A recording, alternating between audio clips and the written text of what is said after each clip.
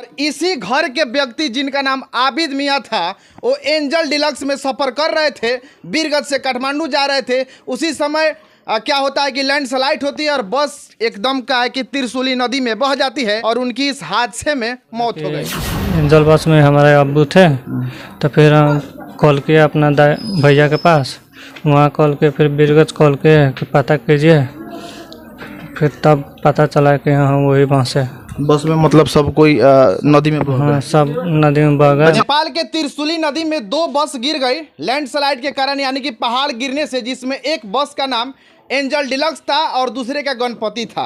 हालांकि अभी हम बिहार के पूर्वी चंपारण जिले के छावड़ा दोनों प्रखंड के अंतर्गत हिरमनी गांव में हैं और इसी घर के व्यक्ति जिनका नाम आबिद मियाँ था, वो एंजल डिलक्स में सफ़र कर रहे थे, बीरगंज से काठमांडू जा रहे थे। उसी समय क्या होता है कि लैंडस्लाइड होती है और बस एकदम का है कि त्रिशूली नदी में बह जाती है, जिसमें लगभग बताया जा रहा है कि 65 यात्री सवार थे।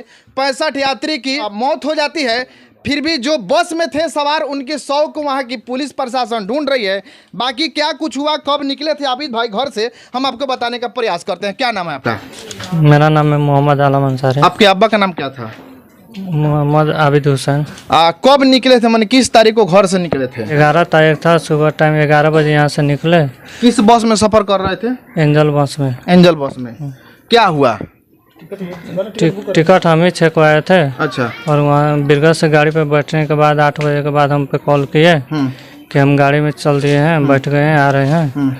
तो उसके बाद सुबह कॉल लगाए तो कॉल नहीं लगा, स्विच ऑफ बता रहा था। उसके बाद कॉन्ट्रैक्टर का भी नंबर था मेरे पास, तो उसके भी कॉल नहीं लग रहा था, स्विच ऑफ था। तो फिर एक दोस्त था, उसने बताया कि ये 2 घटना हुआ है, 2 बस खाड़ी में चला गया है। बस का नाम नाम बताया कि एंजल बस भी था। तो उसको बोले कि एंजल बस में हमारे अब्बू थे, तो फिर कॉल किया अपना भैया के पास, वहाँ कॉल के फिर बीरगंज कॉल के कि पता कीजिए, फिर तब पता चला कि हाँ वही बस है।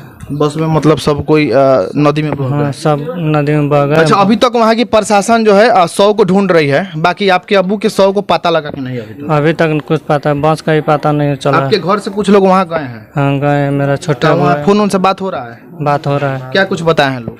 अभी उधर का जो बस आ रहा था, तो उस बस में के 3-4 लाश निकला है। बाकी ये बस का पता नहीं। अभी बाकी सर्च हो रहा है। बाकी सर्च हो रहा है। बाकी सरकार से आपकी क्या मांग रहेगी मुआवजा को लेकर? मांग ये रहेगी कि कुछ न कुछ तो मुआवजा दिया जाए। और देखिए, ये एक दुखद घटना है और आसमानी घटना कही जाएगी। हालांकि काठमांडू जब आप जाते होंगे, आते होंगे, तो देखते होंगे कि पहाड़ों के बीच में वहाँ की रोड है, यानी कि पहाड़ी इलाका है और बरसात की दिन है। इसमें बारिश तेज हो रही थी और सुबह 3:30 बजे का समय हो रहा था और ये वह समय था जिसमें सारे लोग बस में सोए हुए थे गहरी नींद में। हालांकि उसी समय लैंडस्लाइड होती है और बस क्या है कि त्रिशूली नदी में बह जाती है, जिसमें लगभग 65 यात्री सवार थे। और एंजल बस जो था, जिसमें 7 आदमी इंडिया के बताए जा रहे हैं, उसमें इस भाई साहब के पिताजी थे, यानी कि इनके अब्बू थे, और उसी बस में बह गए त्रिशूली नदी में। बाकी नेपाल की प्रशासन पुलिस जो है सर्च कर रही है और अभी तक कितने 100 मिले, क्या मिले, इसकी कोई जानकारी नहीं है। बाकी इनके घर के लोग भी वहां पे गए हैं। यहाँ पे पूर्व मुखिया हैं, इनसे बात करते हैं। क्या नाम पड़ेगा? मोहम्मद वानुल्लाह अंसारी।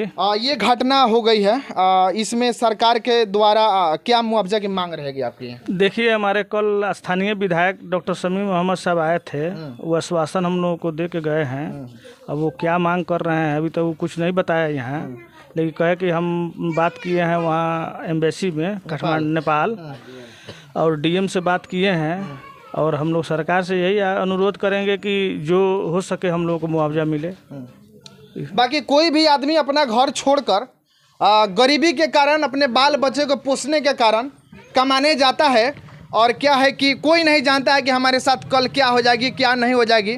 बाकी आबिद जी इसी घर के रहने वाले थे और उनकी इस हादसे में मौत हो गई। बाकी आबिद जी की 4 लड़की है और 2 लड़के हैं। अब बताइए उस लड़की की शादी कैसे होगी? एक ही परिवार में कमाने वाला वो व्यक्ति था और आज वो दुनिया के छोड़ के चला गया। तो बस हमारे चैनल की तरफ से ये रहेगा कि बिहार सरकार और नेपाल सरकार के द्वारा इस परिजन को कुछ ना कुछ मुआवजा देने का प्रयास किया जाए। बाकी सारे मुद्दे पर आपकी क्या राय बनती है, कमेंट बॉक्स में अपनी राय जरूर डालिएगा। एक बार और हम नेपाल प्रशासन के टीम से कहेंगे कि आप सर्च जारी रखें और 100 मिलता है तो यहाँ पर जानकारी देने का प्रयास करें। बिहार सरकार में जो लोग सरकार में बैठे हैं, यहाँ के स्थानीय विधायक हो, यहाँ के स्थानीय सांसद हो, वो लोग बिहार सरकार से इनके परिवार को जो क्या है कि आपदा के द्वारा 4 लाख की मुआवजा मिलती है उसको दिलाने का प्रयास किया जाए। नेपाल सरकार के द्वारा जो मुआवजा मिलते है उसको दिलाने का प्रयास किया जाए। बाकी ये खबर आप हिरमनी से देख रहे थे, तबाही न्यूज इंडिया के माध्यम से। जय हिंद, जय बिहार।